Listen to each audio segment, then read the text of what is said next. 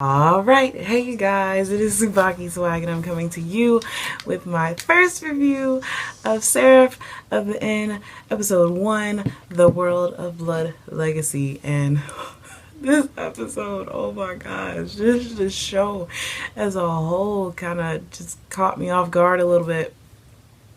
Really, I was not prepared at all for what happened in this episode because of course, they give us a brief idea of what the story is. Like, we see these people like walking around, looks like downtown of a city, and this guy just falls out, and he was walking with his girlfriend, he fell out, and then everybody started dying, and then cars were crashing, and a plane crashed, and then they showed like the whole city on fire.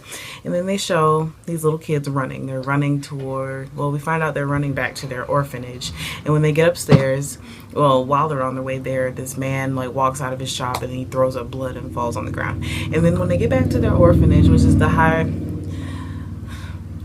Hyrika orphanage, they go upstairs and the director is dead. And while all this is happening, there's this being saying an announcement where everyone can hear it, and it's like, because of the human race, they spread this horrible virus and now everyone is going to die and the human race is going to go extinct except for everyone who is under the age of 13.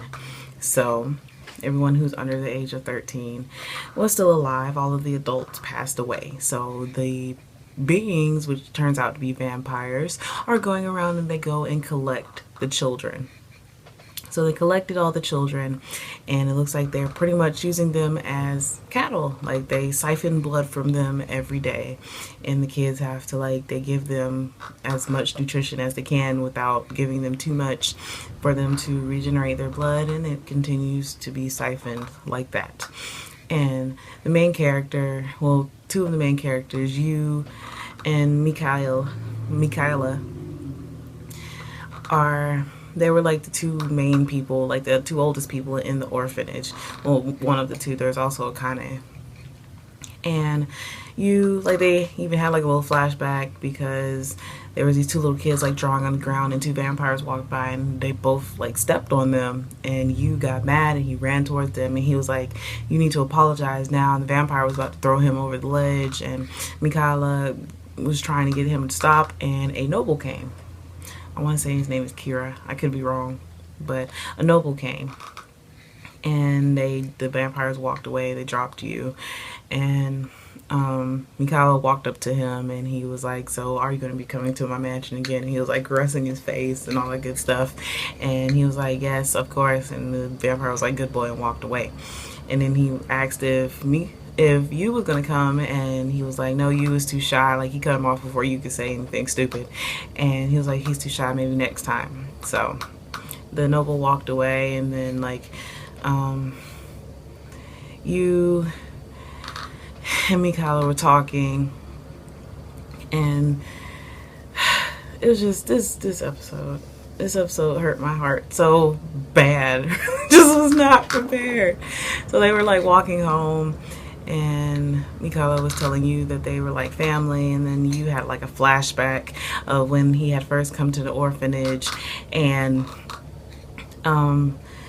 everybody was trying to be nice to him. Mikala walked up to him and was like, well, now that you're at the orphanage, we're part of our family. We're family now. We're a big, happy family. And you was like, I don't have a family. My dad tried to kill me. The reason why I'm here is because my dad tried to kill me. And then my mom told me I was a demon child and killed herself. So that leads me to believe that I want to say there's a strong possibility. And it wouldn't even surprise me anymore at this point, the way that animes go, if you is like half vampire, like maybe his father is a vampire. It could be like an example for like Devil May Cry, where both of them were half demon and half human, so the two separate worlds were trying to kill both of them. So I mean, it's a possibility.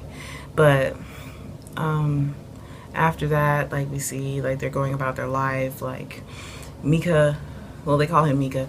Mika, I guess, went to see the noble, and he brought them back some food to make curry, and Akane made some curry for them and all the little kids, and they were eating and having fun, and one of them was like, today's my birthday, and then the other ones was like, no, it's my birthday too, blah blah blah, and they were like all happy and laughing and all that good stuff.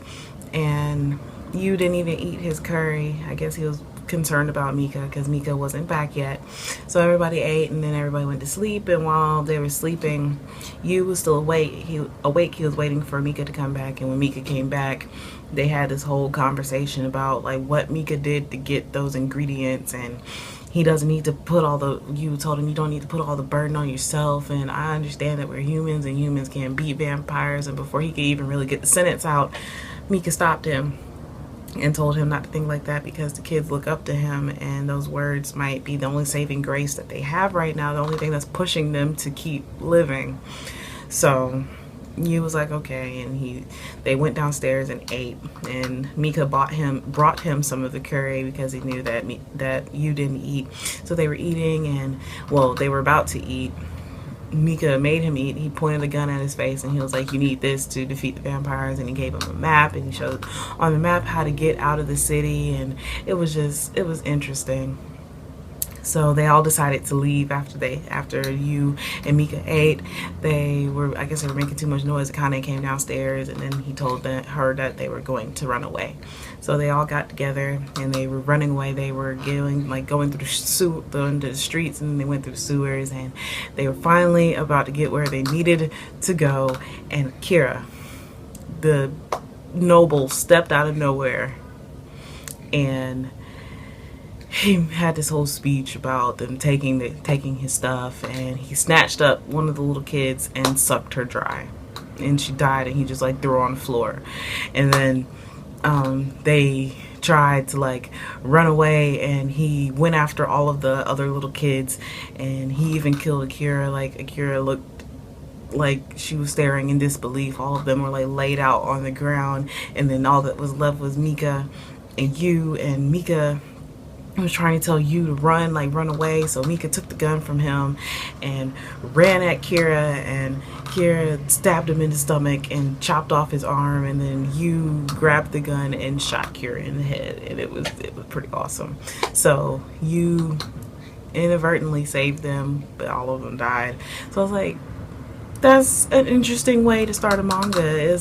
An anime is like, okay, everyone dies at the beginning.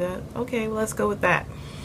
It does remind me, and I noticed this in a comment underneath the video, that it does have some similarities to similar to like Attack on Titan, but literally everyone died except for the main character. So yeah, he's about to whoop some vampire butt because they deserve it after he literally just took out all of them for no reason. So after that, after he tried to save Mika, Mika was like, no, you need to run away now because there were more vampires coming. He ran outside, and he like tripped in the snow, and then he was confronted by these three people, and they was like, this is the person from the prophecy. It's one of the kids from the Haruka laboratories, and it said laboratories. I was like, what do you mean by laboratories? It was an orphanage. But they're like, this is the boy from prophecy. So he like tackled the dude and was crying, and he was like, you're going to help us defeat the vampires, and he was like, bring it on. So then they skipped again to 4 years later, because at first when they were little, then it skipped to 4 years from when they were little and the epidemic first happened to them being at the city with the vampires, and then it skipped 4 more years to you being older. So he looks like he has gotten some training in. He has a sword, and it looks like it's going to be pretty epic. Oh my goodness, this anime looks like it's going to be pretty awesome. I'm so looking forward to seeing how things turn out with this anime. I've heard good things, and I'm just so looking forward to it. So yeah, so as always, I would love to hear how you guys felt about this episode. How do you feel about the way things turned out? But as always, please remember to comment, thumbs up, and subscribe. It helps me out a whole lot. And this is TsubakiSwagg saying adios.